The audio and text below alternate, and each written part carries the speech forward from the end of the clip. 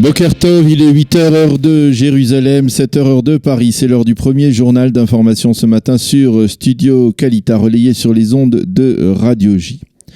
Binyamin Netanyahou entame aujourd'hui, à 12 jours des élections législatives en Israël, un véritable blitz diplomatique. Le Premier ministre sera en effet ce matin à Londres pour une visite éclair et une rencontre avec son homologue britannique Boris Johnson, qui, on le sait, traverse par ailleurs une très grave crise politique et on espère du côté israélien qu'il trouvera donc le temps nécessaire pour s'entretenir avec le Premier ministre israélien.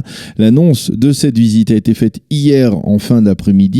Boris Johnson est considéré comme un ami d'Israël, mais sa position périlleuse actuellement, après la démission de son gouvernement, risque de ne pas véritablement profiter à Binyamin Netanyahou, au-delà, on va dire, de la photo qui va pouvoir être prise à la fin de cette rencontre. Par contre, au programme de ce très court voyage donc à Londres, on a remarqué une rencontre avec le secrétaire d'État américain à la Défense. Cette rencontre devrait permettre au Premier ministre israélien de s'expliquer sur les raids aériens imputés à Israël contre des cibles iraniennes en Irak au cours des dernières semaines. Une attaque qui n'avait pas plu, en particulier au Pentagone, à Washington. Cette visite de Binyamin Netanyahou à Londres ne sera tout de même qu'un avant-goût en perspective de la rencontre annoncée également hier entre le Premier ministre et le président russe Vladimir Poutine, une rencontre qui se tiendra la semaine prochaine à Sochi.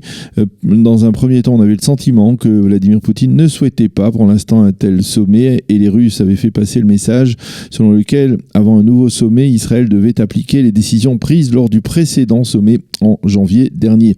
Mais finalement, les Russes se sont donc laissés séduire apparemment par Binyamin Netanyahou et son entourage, cet entourage du Premier ministre qui espère que le président russe fera clairement passer un message à l'électorat russophone israélien afin qu'il vote massivement en faveur de Binyamin Netanyahou et ne soutienne pas donc la candidature d'Avigdor Lieberman à la tête d'Israël BT. À propos de l'Iran, la France a mis en garde hier l'Iran quant à la possibilité que le régime iranien puisse acquérir des centrifugeuses dans le cadre d'une reprise de son programme nucléaire et ce en infraction donc aux accords de Vienne signés durant l'été 2015. La France a admis qu'une telle démarche serait un signe négatif de la part de Téhéran dans les efforts entrepris par Paris pour tenter d'apaiser la tension dans cette région.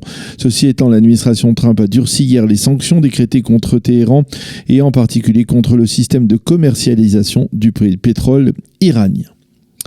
Avant de se lancer dans l'offensive diplomatique dont nous parlions il y a quelques instants, le Premier ministre Binyamin Netanyahou s'est rendu hier à Hebron à l'occasion des commémorations du 90e anniversaire du massacre de 67 juifs dans la cité des Patriarches durant le Shabbat du 24 août 1929. Dans son intervention, M. Netanyahou a déclaré « Il est temps d'instaurer une souveraineté israélienne sur le quartier juif de Hebron. Nous sommes revenus ici pour ne plus jamais en repartir », a encore déclaré le Premier ministre. Il faut préciser qu'il est très rare de voir M. Netanyahou se déplacer dans la cité des Patriarches, en particulier pour des raisons évidentes de sécurité. Mais à quelques jours des élections, il semble que Binyamin Netanyahou ne pouvait pas manquer une telle occasion et espère que sa mobilisation et ses paroles sur une souveraineté juive à Hebron seront avant tout captées par l'électorat sioniste religieux afin qu'il vote le 17 septembre en faveur du Likoud, quitte à déserter pour cela le parti Yamina.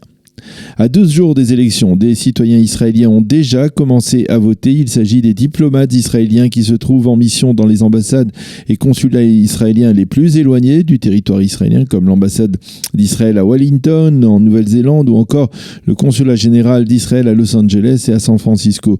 Au total, 5000 diplomates, auxquels il faut rajouter les shlichim de l'agence juive et d'autres missions officielles d'Israël à travers le monde, voteront ainsi et leurs voix seront donc décomptés dans la nuit du 17 au 18 septembre par la commission électorale centrale à la Knesset.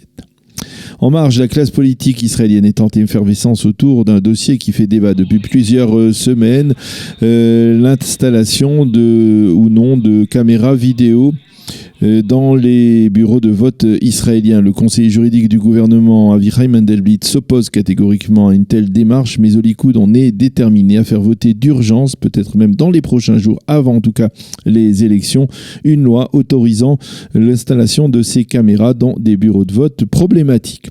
La météo pour terminer, le temps sera toujours chaud et ensoleillé sur l'ensemble du territoire israélien. Il fera aujourd'hui 28 degrés à Jérusalem, 30 à Tel Aviv et 37 degrés à Eilat. C'est la fin de ce journal d'information sur Studio Kalita.